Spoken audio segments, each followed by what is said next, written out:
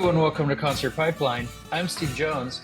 Today on the program we have the band Light. I had a chance to interview the guys from the band Light from their show at Cafe du Nord in San Francisco. We did it through Zoom.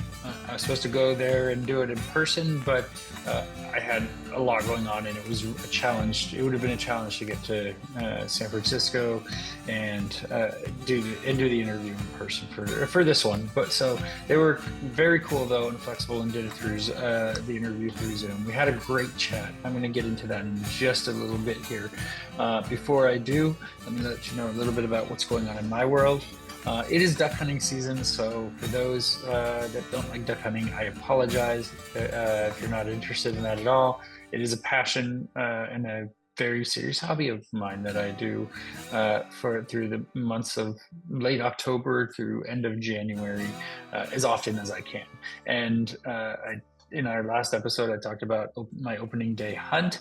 I have since had 3 more hunts since then, and 2 and maybe a bonus. We'll talk about that, and I'll cover those high level, just kind of sharing some of the experiences that I had in those hunts. So the second hunt of opening weekend was on a Sunday, and I went out with my buddy.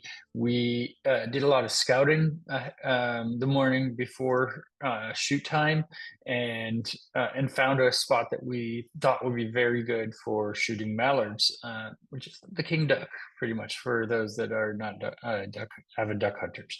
Drake mallard is the king. That's the bird you want. It's a great bird, and it's tough to get to work. You just have to know how to call them and be in the spot where they want to habitat.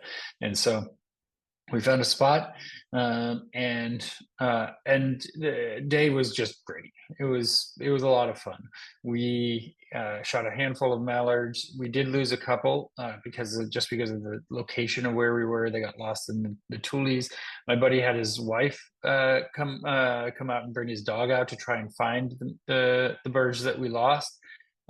We ultimately did not find those birds with the dog. The dog couldn't find them, or the birds, flopped away because they were not completely dead.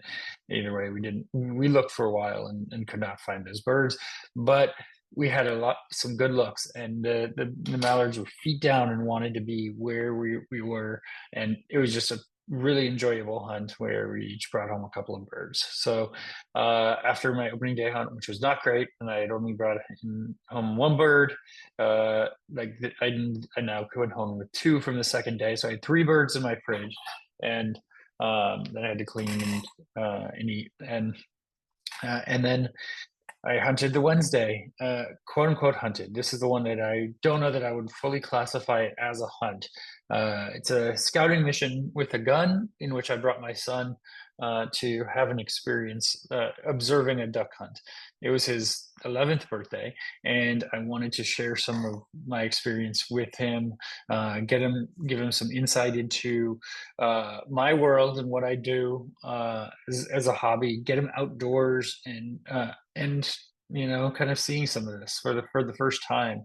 I got him waders and a jacket, and I got donuts and hot cocoa. He wanted to make a mocha, so I made a mocha.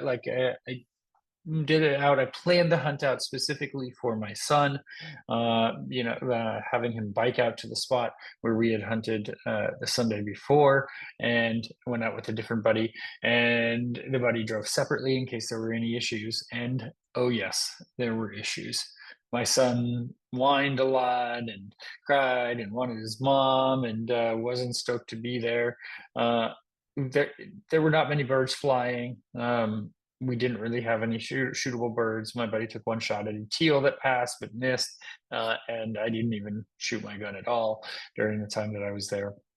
I ended up calling it a little bit short to placate my son, who, again, it was his birthday, so I wanted to do right by him, but I didn't want to also at the same time cave into his whining stuff. He was there for the experience. He committed to the experience and said he'd do it, and we could do the thing. Took him out of school for it, right? And I don't regret doing it. His mom wasn't stoked that I had done it, and but she didn't say that anything ahead of time. She didn't shut it down, but she was not pleased, and said that, and kind of took the defensive, with him, kind of backing him up and coddling him a little too much. Um, but so that was my Wednesday hunt, and then I went out this Saturday is the day of this recording, with two buddies out to Sacramento Refuge, and which is a little bit farther. It's an hour and a half drive away, and we had a reservation. We didn't know what to expect, to be honest, because we didn't have a great reservation, and there were not very many blinds open, but we got a blind. And it ended up being a great blind. Like, we had a number of passes of birds that came in. They wanted to be in our spot. My buddies and I shot. My buddies mostly shot a lot of mallards. I shot one, and I shot three birds in all, including this one pass of gadwall, in which we each shot one. We went looking for the third one that we had shot.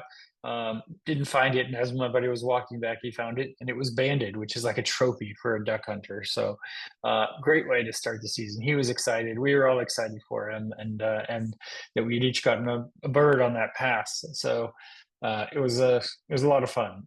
Definitely an enjoyable day, and I did not bring my dog out for that one.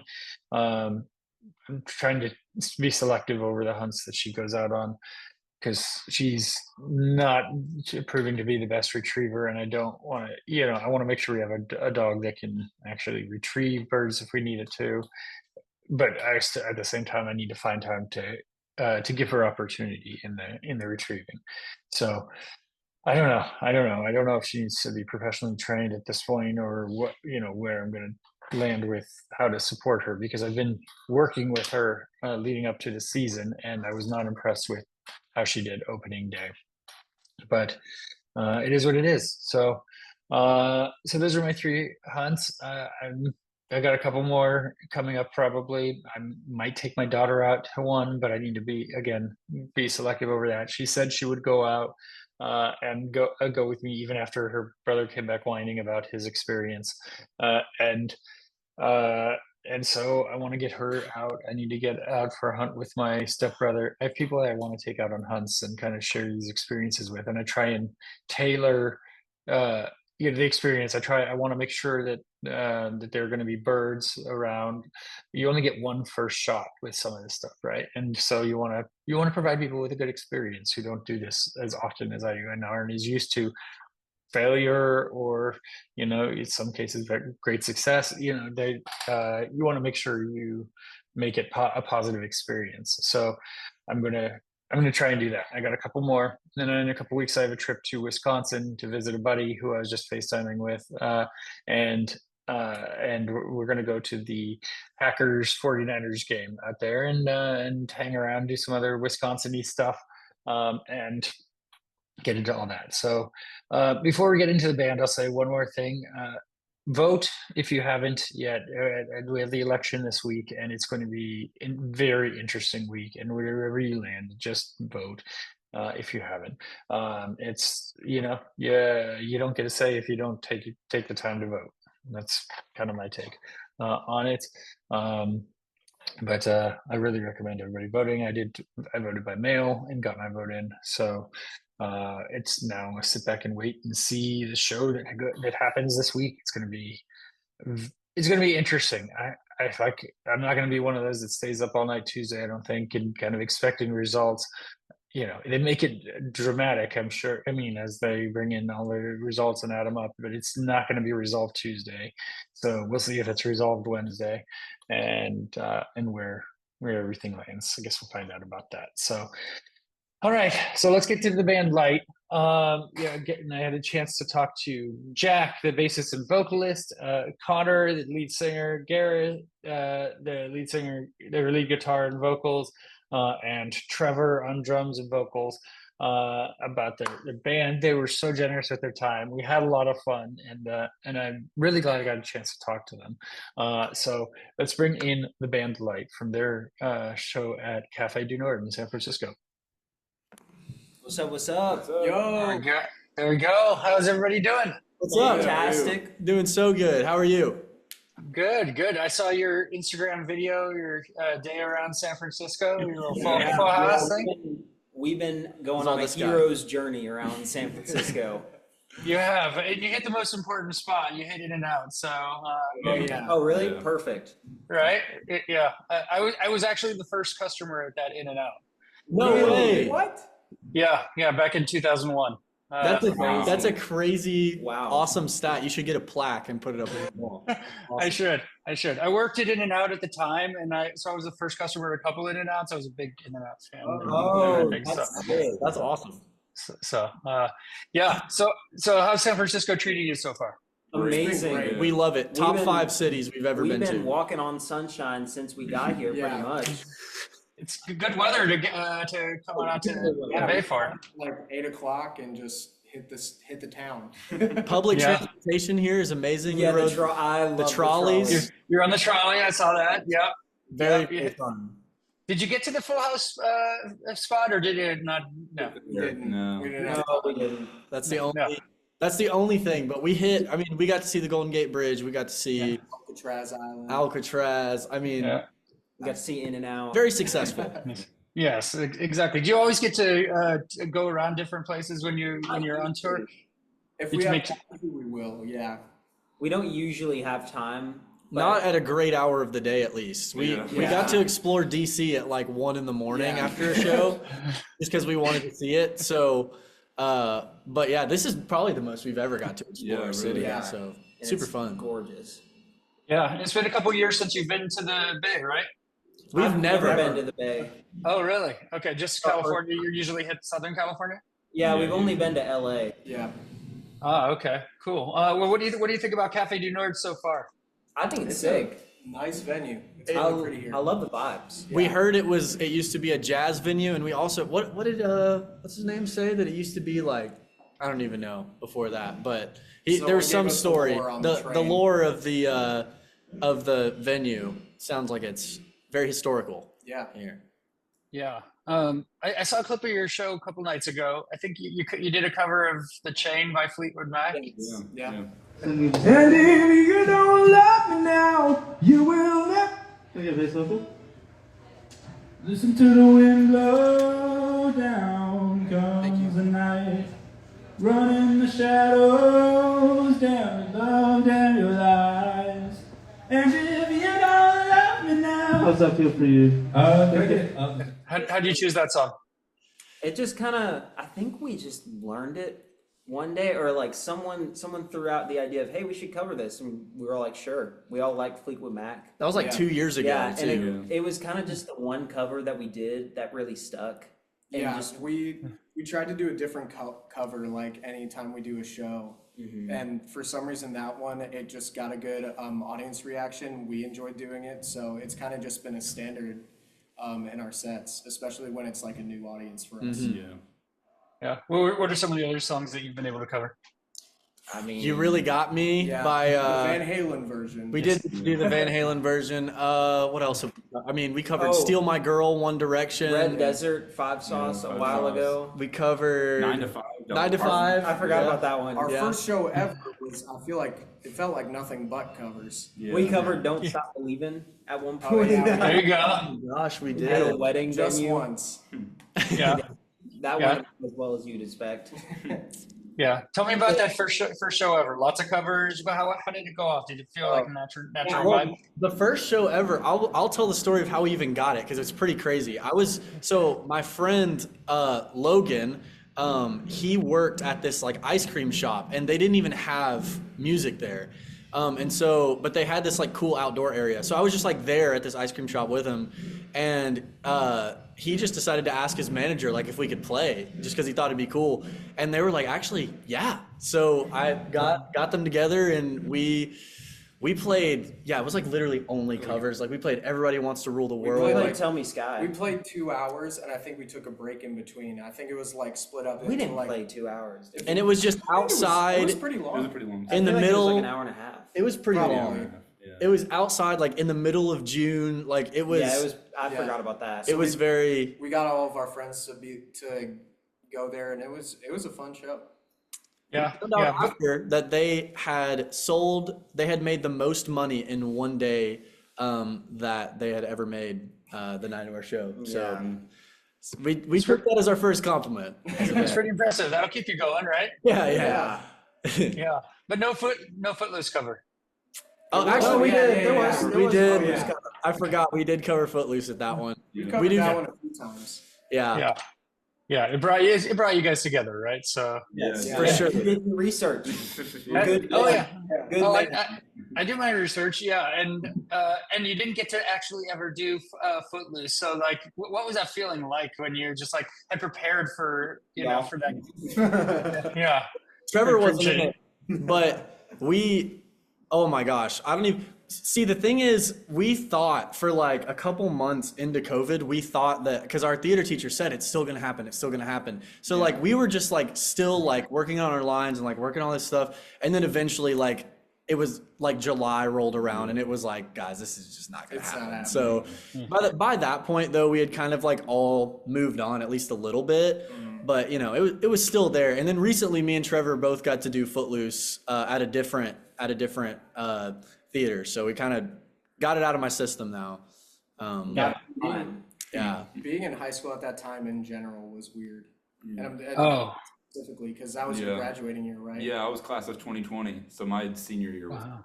Oh, that sucks. Yeah, I mean, all cut off and everything. Like, I'll tell you, I have two kids, a 14-year-old and an almost 11-year-old now, and distance learning with kids is not fun.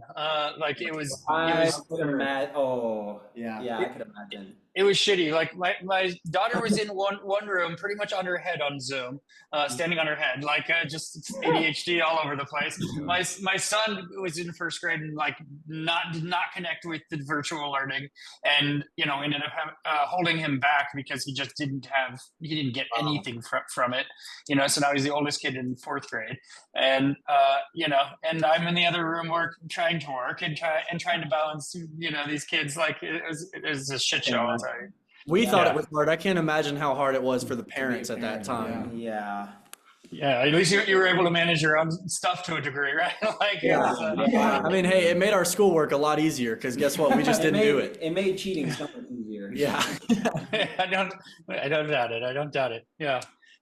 So what music was on in the household for each of you when you were a kid? What were your parents listening to? Like, yeah, like what Only Christian music, like whatever was on worship radio in 2005. That's what I was like. Casting Crowns, freaking Toby Mac, Stephen Curtis Chapman. Like it was all worship music and country, a little bit of country. My mom was like into hair metal a little bit, so like, I didn't really grow up around music, but that's kind of like my core roots. Yeah.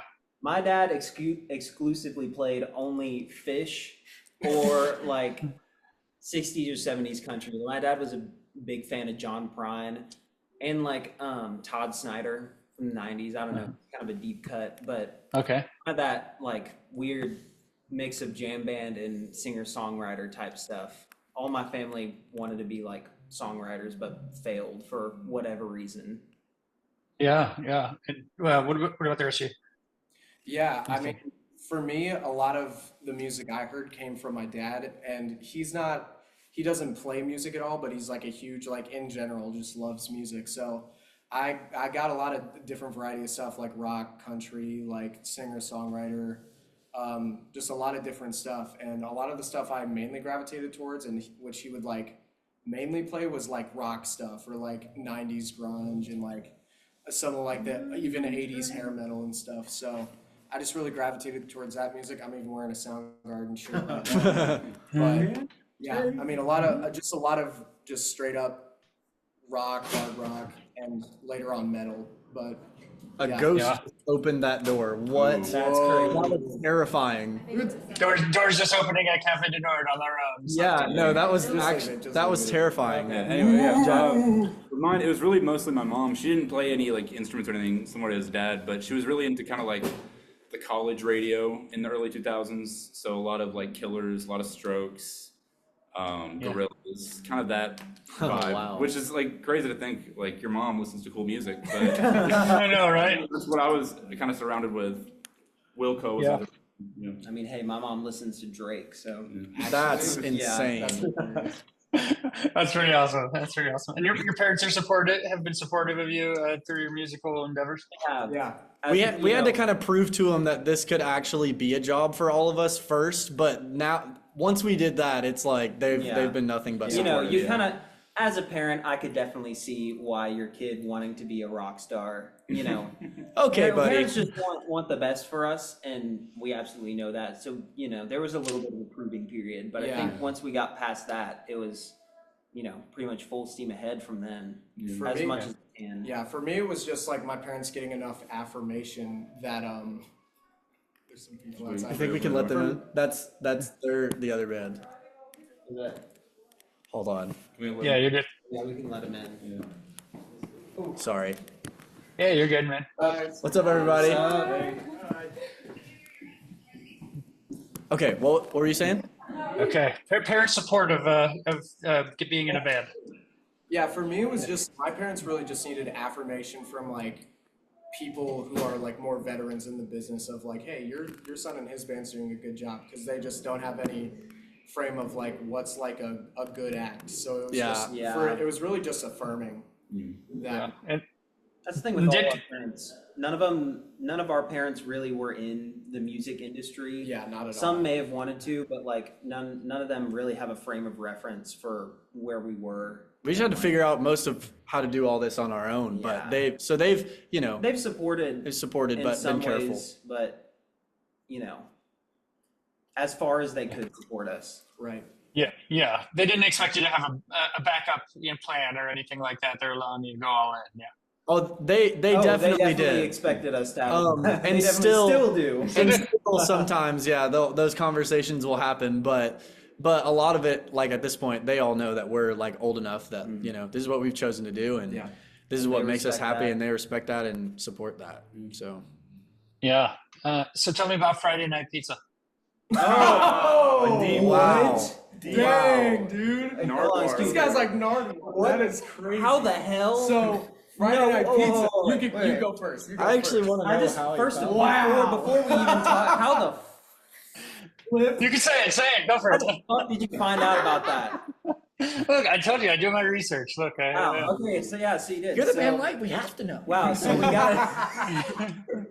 So this goes back to like middle school for me. I was really into pop punk in middle and high school, and so I had this friend RJ, and we started a couple bands together.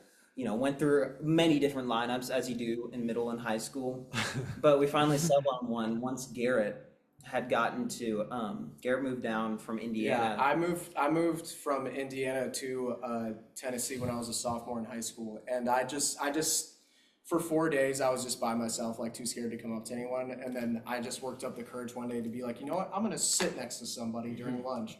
So I just see some guys with Blink-182 shirts and sit down with them, and it's like, hey! Got it. Yeah. Nice, but yeah, then I just asked to sit down, and they started talking about their band, and I was like, "You guys in a band?" Yeah, we were looking for a lead. I play guitar. A lead guitarist. He was like, "Shit, I play guitar." So yeah, here we are. Then I joined Friday Night Pizza. Yeah, which was awesome. And then Friday Night Pizza became split up and became a bunch of different bands, and then those bands fell apart. And then I was like, this is around the time that Garrett was in Footloose with these two chuckleheads, and Chuckleheads. And I had known about both of them from their bands / solo acts that they'd done, and I was like, Garrett, please, I promise you, let me cook, let me join. Because at first, like the first 2 songs we released, it was just me, Jack, and Connor, and then I wanted to make this a full-on band, and I wanted to get Trevor involved just because by this point, by Friday Night Pizza, and then like my thrash band that he was playing drums in, Daggermouth, and then eventually I was playing bass in his later pop punk band, I was just like, man, I want to get Trevor in on this. So yeah, and he talked to us about Trevor like every day for about a month or 2, and then eventually we were like, all right, fine, finally got to practice. Wore him down. And here we are. So the practice went well. Yeah. So what have you taken from Friday Night Pizza? What lessons have you learned from that period? You know, it was Turn down the amps. Yeah. Turn it down. You know, I'm trying to think if I did learn any lessons. Oh, mean, I got really, one. What? Don't date the singer. Yeah, that definitely. I think don't date within the band. Yeah. We already fell on that one, You guys. know, yeah, you and Jack really. Still following that rule, or? Yeah. I like it. And so Connor and Trevor, you live together, or you used to? Or? Hey, you're really pulling out. Yeah. Did you do like a deep dive? Where are you finding? Narwhal, come on, So I respect it. I respect it. We have to know. I respect it. No, but we do. Yeah, we live in a house with our videographer Cole, our other videographer Zach, and then a friend of ours named Brady, who he kind of helps out with a lot of our shows now. And Great guy, so Brady. it's super fun, right in the middle of Nashville. I just live down the street from them. And then Jack lives. like an hour and a half away. Lives But in we the don't- third we don't dimension. He lives worry at about 27. But we make it work, you know? you do. You do. And so you don't get on each other's nerves too much, like living in the same space and then going out on tour and everything. Like, There's a healthy medium like we got right now that I'm very grateful for. Yeah. And it makes you appreciate time together more. Like, Yeah. yeah. One thing I like about what you're doing with your music is you're trying to you're really connect one album into the next, right? So Tell Me Sky goes into Sunburst, and kind of segueing into this next thing. Tell me kind of where that idea came about. You're the first person that's actually noticed that. Well, the first person we've done an interview with that's noticed that. But yeah, it kind of was an accident at first, but then with every album, we've just kind of felt like they thematically and it's very chronological. They just kind of tell a story of our lives through metaphor, and so in our ways, in our minds, those have to connect because they are our lives, and so the new EP that we just announced, Flying Silver Sphere, is kind of the it's the last in the group of four that kind of ties all four of them together. I think we've kind of talked about it before. It's kind of like the prologue of the rest of our story. And I think it's just really the context for, who the band Light is. And I think without saying too much, I think later we will have a direct message in musically of who the band Light is. Yeah. So what can you tell me about Flying Silver Sphere? Well, we can tell you. Comes out Friday. This coming Friday. Okay. It's gone through so many different versions. And it was originally an album called originally a whole Stardust. concept album. Yeah, it was originally a whole concept album called Stardust that eventually some of the songs, they needed different places to go. There were some songs that were just too valuable.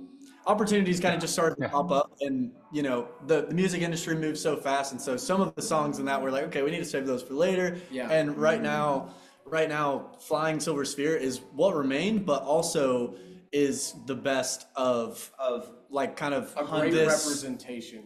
Great representation, and the best of hundreds of songs. Finishing off this era of the band Light. Yeah, the EP quadrilogy, I like to Quadrilogy. Quadrilogy. The saga. That's a good name for it. I like it. I like it. For Sunburst, the album art for Sunburst, you pretty much took the same picture two separate times, going back and wearing the same thing and everything, to get that picture on through a photograph. Tell me kind of about that process and why that shot was so important. So we had a guy named Jacob Zapka, very, very talented guy. He kind of creative directed the first two EPs. He was our guy. He's in LA now, so we haven't really been able to connect with him, but really, really great guy. So he originally did the cover shoot for Sunburst.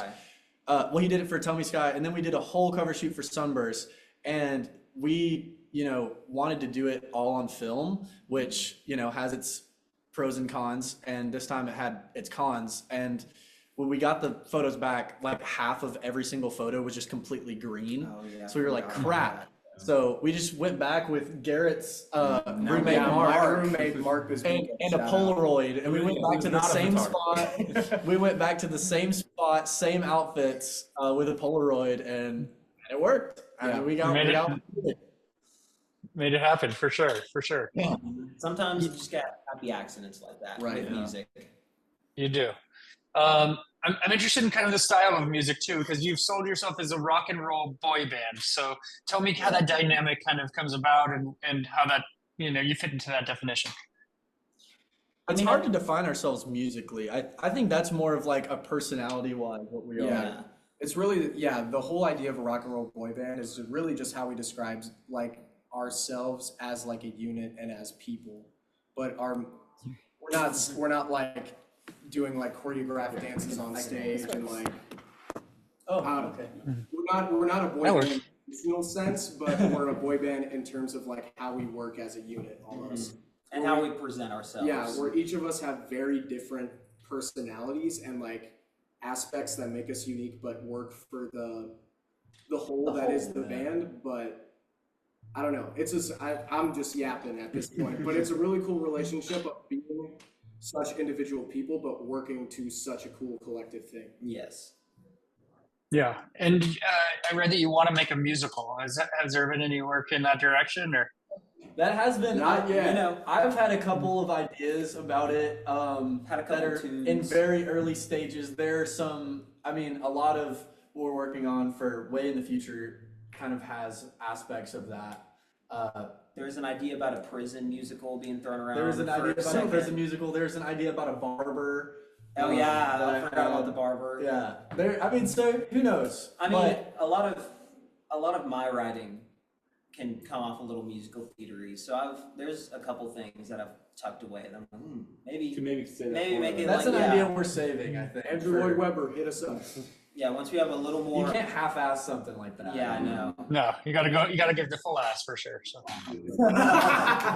Full moon. Yeah, full moon. Yeah, and so do you like to write on the road, or do you guys hold up in like one of your homes or something? What's your process like? We like to write everywhere. Yeah, mostly at home though. I personally like doing it at home. I like doing it at home too, but for me personally, with writing especially, I always feel the most inspired where I go back to like the original places where I felt something.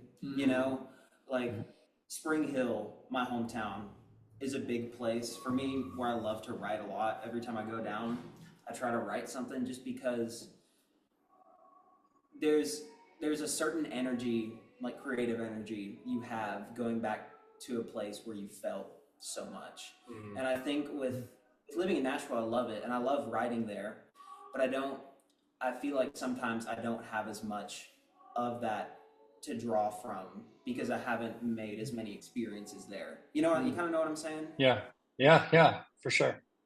Yeah, and Nashville, tell me about kind of the music scene that you've seen there, because there's such a music scene in Nashville. Have you gotten support? It's a city. It's growing, and it's something that we've actually talked about this a lot today as we were exploring San Francisco. But how I think Nashville is really becoming the epicenter of the entire music industry. Mm-hmm. So for some good reasons, some not so good reasons, but I personally feel very lucky to get to, live in the middle of that, and it's awesome. But, you have a lot of friends who are artists but there's also, a lot of enemies who are artists. There's for every, I just think Nashville's a very special place. It's growing, and I'm honestly just excited to see where it ends up and hope we are a part of, making it what it is. Yeah. And Garrett, I saw an interview you did just the other day that Red Rocks is where you'd want to perform if you had the chance. Have you been to Red Rocks? No, I haven't, but that's one of my dreams for sure. One of mine too, dude. Red Rocks would be at sunset. Oh my gosh. Oh. Yeah, Red Rocks is pretty amazing. Like, I've talked to so many bands, and they've, a lot of them tell me just how magical Red Rocks is. So a couple years back, I went to it, and I just had to go to a show, and I'm like, I don't really care who's playing, but I ended up seeing Weird Al at Red Rocks, Nice, That's dude. such a strange Just artist eat to it. see at Red Rocks. I know. It was incredible, I'll tell you. So To go back to your question about what was around in my household, that's what it was. Weird Al Yankovic, his version of Thriller by Michael Jackson. I had that Oh. on iPod. Oh yeah, Weird Al's a staple. I've seen him a handful of times, and and he's great. And it could have been anybody. I just had to get to Red Rocks, and I think I'm going back next summer for a show. So, Do it. yeah. Also, Sphere, bro. Yeah, Yeah, the the sphere would be Kind of- so kind of- big. Oh, I know. I want to get to the Sphere too because it just seems amazing. And I've heard people say who don't even care about the Dead, but like you go see the Dead there, and it's incredible. It's just an experience. I would also imagine that room smells insane when the Dead is playing there. I'm sure it does. Everything's just in the Hodama. There's nowhere for it to go. So No ventilation. yeah, I'm sure you're not coming out there in one piece. So no, it's awesome. Okay, well, I want to give you guys some time back, but you, some of you are in college, or you're going to college. What's the one? Okay. I am the only person still in college. The rest of us have each dropped out Yeah. successively. Like 1 year after another. Yeah, it's like flies out here. Yeah. But Yeah, but you're sticking it out. Yeah, I mean, for me, really, the only reason I'm staying is just because right now I major in creative entertainment industries, and it's just something that interests me, and it's something I want to explore in my own career. Like, not that like I would ditch the band for, say, a job wherever, but just having that understanding of the entertainment business is something that I really want to pursue. Right now, the band is like my main thing, but I just want to keep going to school as much as I can without it being a hindrance. But yeah, right now I actually need to figure out whether or not I'm going to take a semester or two off, or like maybe I can get some online classes. But yeah, I mean, this band's the focus, but I if I can, I want to just keep pushing that. Yeah, and Breaking Bad is a good pastime right now, right? Like you're deep into it. Hey, Yeah. we just finished it. It was my first time watching it. Insane show. It was Oh like yeah. I just did a rewatch of it too. So yeah, I watched it when it was originally on, but I just finished like a couple weeks back as well, like and going through the whole saga again. And I mean, Walter White, that is the best character development beginning to end. Yeah, that's one of the most. Yeah. That's the thing I love about that show so much, is just because every character in it feels so real, and like you can understand, Yeah. the viewpoints of each character to an extent. Yeah, and it's building to this thing the whole time. Yeah. Yeah, it was this show that had such a clear vision of what it wanted to be from beginning to end, Yeah. which is not something you really see often when it comes to TV. And also, it was funny laughing at all the meme scenes. Yo, bitch. I'm Oh. do not marijuana to my husband. My husband is Walter. Also insanely quotable. Yeah, it is. It's that It ass is. SpongeBob. It's just so well written, My name is Walter Hartwell White. and I love great writing in any Any form. medium. In any medium, I love great writing. Mhm. Yeah, I've moved on to Ozark rewatch. I don't know if you ever watched Ozark, but My mom watches that show. I need to watch Ozark. I've always It's- seen it on the front page of Netflix, but never actually clicked on it. it's good. Jason Bateman is amazing. It's like, I don't know, a stepchild to Breaking Bad. It just, I mean, it has that darkness, that same kind of feeling, but it doesn't build in the same way that Breaking Bad does. You just like, no, these are just shitty people, like, and and you don't feel that attachment that you feel, into the characters in Breaking Bad, in the same way. But it's a solid show if you like that sort of thing. I'll So. definitely check it out. Once I Yeah. finish better. Saul, let's go run it back. There you go. Well, I enjoy Cafe du Nord. I've seen some good shows there over the years, and I'm sorry that I couldn't make it out to the show. We had my son's like a birthday thing with family today that just came up, and Is it his- he's turning 11. What was that? Oh, happy Tell birthday him we to your said happy son. birthday. Yeah. Happy birthday from the band Live. Yeah. Thank you. His name's Atticus. So Etiquette? yeah, What Atticus. is it? Atticus. Atticus. That's a sick Happy name. birthday, Atticus. Dang, Yeah. you won with Yes. that name. Yeah, that is Thank cool. you. Thank you. So yeah, have a great show tonight. Thanks for taking the time. Really appreciate it. And Steve, Thanks for talking thank to you us. so much. Nice to meet you, man. It was a pleasure. This is one of the best interviews we've ever had. Yeah. So that's what I strive for. So I wanted to make it worth your while. So Thank you. Nice to meet you, man. yeah, thank you so much. yeah. I hope we catch you next time you come out. Okay. Next time. Absolutely. Next time. Would love to. That was my interview with the band Light here on Concert Pipeline, and that takes us to the final segment on the program, the music news.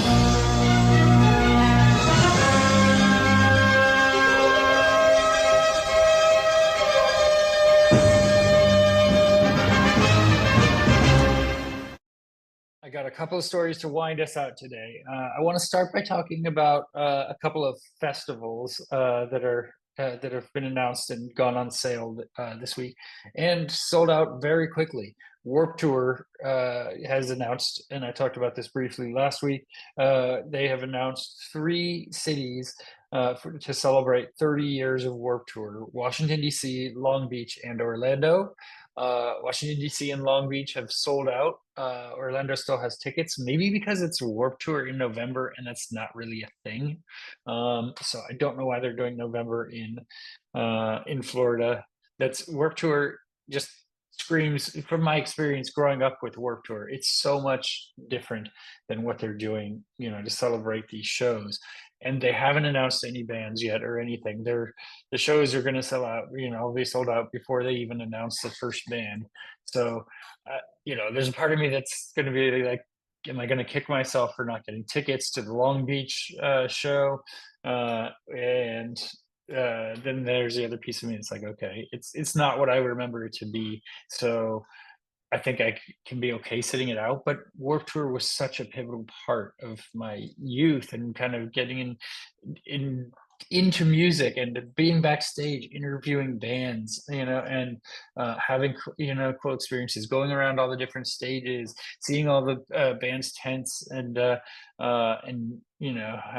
watching the X Games stuff with the skaters and just everything out on the pier in San Francisco burning, and it was an experience. It was a scene. It was part of my youth growing up. And so in one hand, I want to absolutely be there to celebrate it, because it's been done so good by me, and they've always been cool and let me, interview bands as part of their festival. So I've gotten into Warped Tours for free and stuff, and I have so many fond memories of that.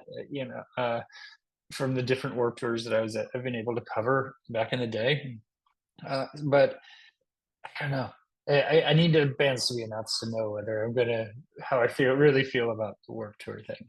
I'm glad it still exists in some capacity, I guess I'll say. So there's Warped Tour, and then there's When We Were Young Fest, which is like a big one-day Warped Tour in Las Vegas. And they announced the lineup and the first date of When We Were Young Fest. And the first date is already it's sold out within just a couple of hours. Panic at the Disco, Blink-182, those are the big headliners. Blink-182 is playing Enema of the State and Take Off Your Pants and Jacket, like I think both albums in its entirety, maybe, or at least a chunk of those albums. They're going to be playing a lot of stuff. Weezer, Avril Lavigne, The Offspring, All Time Low, The Used, Bad Religion, Yellow Card, Simple Plan, Taking Back Sunday, Jack's Mannequin. That's one that I'm like, okay, that's a selling point. Jack's Mannequin is announced. Andrew McMahon and celebrating everything in transit this next year. The 20th anniversary of that album with the band that brought it together, and I'm okay not seeing them at When We Were Young Festival because I have tickets to see them as part of Andrew McMahon's show at Red Rocks, where he's pulling out all 3 of his bands. Plain White T's, Stray Light Run is another one that I'm like, oh, that would be cool to see Stray Light Run again. just so many bands. That Rocket Summer has been on the program in the past couple of years. Uh, so many great bands. I would love to go to When We Were Young at some point in my life, I think, but it's in Vegas, and I don't know that I care to go to Vegas for a festival. Uh, so what are you gonna do? Uh, I don't think I'll be going to that one, but that's in October of next year. And they always do it. Also, I think like opening weekend of duck hunting season. It feels like, and if I'm going to choose one, music festival or opening duck hunting season, I just got to be, doing opening duck hunter, even if this year's opening duck hunter wasn't great. It's just it's a religious experience of sorts for me because it's a tradition. It's one that I do every year, so not gonna miss that. Okay. Coldplay gave the Karate Kid its live debut. Daniel LaRusso, Ralph Macchio. Of course, Ralph Macchio started the original Karate Kids and now Cobra Kai.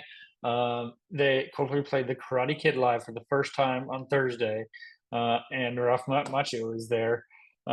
And let's see here. Before the beginning of the song, Chris Martin joked that he was losing his voice and asked if there's anybody out there that could help him sing the next song. With that, Macchio, who played Daniel LaRusso in the original trilogy of the Karate Kid films in the 80s, walked on stage to an ovation from the crowd. As they started the song, Macchio appeared to sing along, but it soon became clear that he was in fact miming to Martin's own pre-recorded vocals. Fan accounts on social media suggest that Nacho is there to film the song's video. There's fan captured footage of the performance below, and I'll say this. Actually, I forgot to grab this, but I just finished reading Ralph Macchio's book, Waxing On: The Karate Kid and Me, and I'll say he's a better actor in the show, and I watch Cobra Kai. I watch it with my son.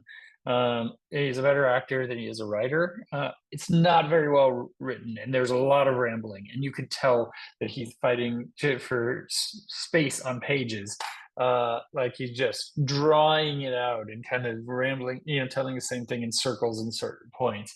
But there are some good stories in there, and I like the passion that he shares, and kind of some of his experiences. It just would be nicer for it to be more succinct, and and he could share more stories. I'm sure he has more stories that he could share, but he didn't organize them in a very cohesive manner. But I'm really into memoirs, and especially people that I'm interested in.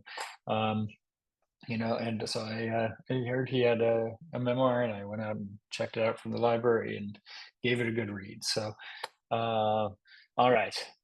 As we hit this story last week on the program, as I lay dying, members are dropping out from the band and citing a difficult and serious situation.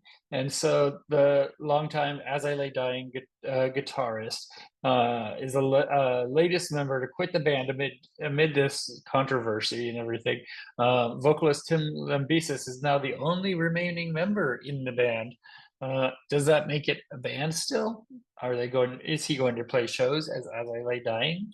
But I don't know. But longtime As I Lay Dying guitarist Phil Scroso joined several of his bandmates in quitting the band. He joined the band back in 2003. All the others had already either quit the band, or the newest people who joined the band quit the band in the past couple of weeks. And regarding personal morals, and he wrote, with recent events, including the departure of band members and the cancellation of our European tour ahead of a new album release, it's clear we're in a difficult and serious situation. Simply put, recent actions have shown that As I Lay Dying no longer offers a healthy or safe environment for anyone involved, whether creatively, personally, or professionally.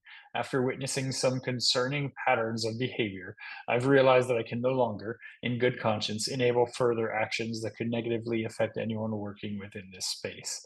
For these reasons, I feel it's in my best interest to completely distance myself, both creatively and personally, from As I Lay Dying. I also want to share my full support for Ryan, Ken, and Nick, who made the choice to step away recently. I'm grateful for our accomplishments and friendship over the past 3 years. So that's the current status of As I Lay Dying. I think it's time for them to they have hung it up. Just one member who is obviously the center of the problem, holding on to that album for anything, because it was his lifeblood, but he did some horrible things, and everybody else doesn't want to be associated with it. Snoop Dogg and Dr. Dre have announced Missionary album release date. It's the follow-up to their 1993 album Doggy Style. The album has been teased since March of this year, and Dre has shared that Sting is set to feature on the album, along with others who haven't yet been named. Man, it's an amazing roster of artists that's on this album. I shouldn't have revealed that, to be honest, he said earlier this year. He's also suggested that his vocals will only feature on one song while he focuses on producing the entire album. Snoop has revealed that the album will be released on December 13th via Death Row Records, the legendary hip-hop label that he acquired in 2022. So you don't have to wait too much longer, just a little over a month until that album comes out if you're interested.